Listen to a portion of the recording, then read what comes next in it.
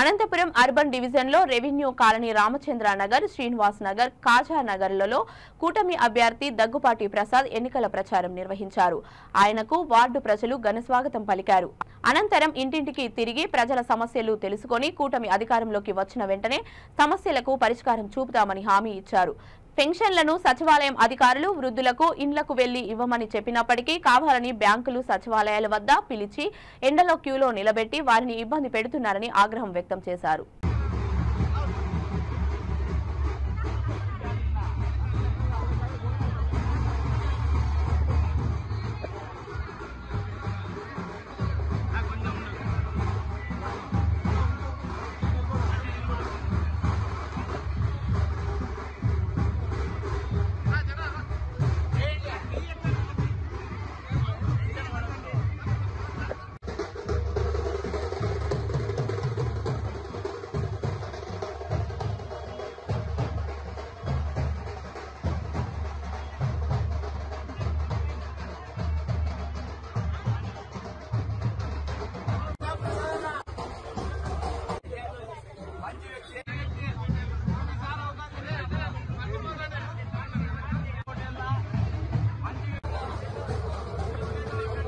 ప్రచారం చేయడం జరుగుతుంది.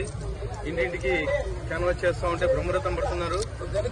పెద్దలు అయితేమి, కార్యకర్తలు అయితే ప్రతి ఒక్కరూ ముందుకొచ్చి 13వ తేదీ ఎప్పుడెప్పుడు వస్తుందా అని చెప్పేసి ఎదురు చూస్తున్నారు. 13వ తేదీ ఎన్నిక కోసం ప్రతి కార్యకర్త ముందుకొచ్చి గట్టిగా కష్టపడతా ఉన్నాం. మేము ఈ వారం రోజులు గట్టిగా పనిచేస్తాం. మేము చంద్రబాబు నాయుడు గారిని ముఖ్యమంత్రి చేసుకోవాలి మనం అని చెప్పేసి తెలియజేస్తా ఉన్నారు. అలాగే మా మేనిఫెస్టో వచ్చిన తర్వాత ఇంకా బ్రహ్మరథం పడుతున్నారు. మేనిఫెస్టోలో ముస్లింస్ కి అయితే ఏమి, తర్వాత కాపు కమ్యూనిటీకి అయితే ఏమి, ప్రతి ఒక్క సామాజిక వర్గానికి న్యాయం చేశారని చెప్పేసి తెలియజేస్తా ఉన్నాను. అలాగే పెన్షన్స్ గత నెలలో కానీ దాదాపు 33 మంది చనిపోయారు. సచివాలయ సిబ్బంది ప్రతి ఊర్లోనూ ఉన్నారు. దాదాపు 12-13 మంది ఉన్నారు.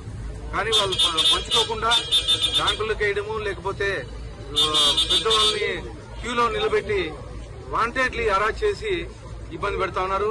సేమ్ ఈసారి కానీ అలాగే జరుగుతుంది. కనీసం పెన్షన్స్ 13 మంది, ఇంతకుముందు పంచాయతీ సెక్రటరీ ఒకటే పనిచేసేవాడు ఊరూరికి వెళ్లి 2014-19 నుంచి.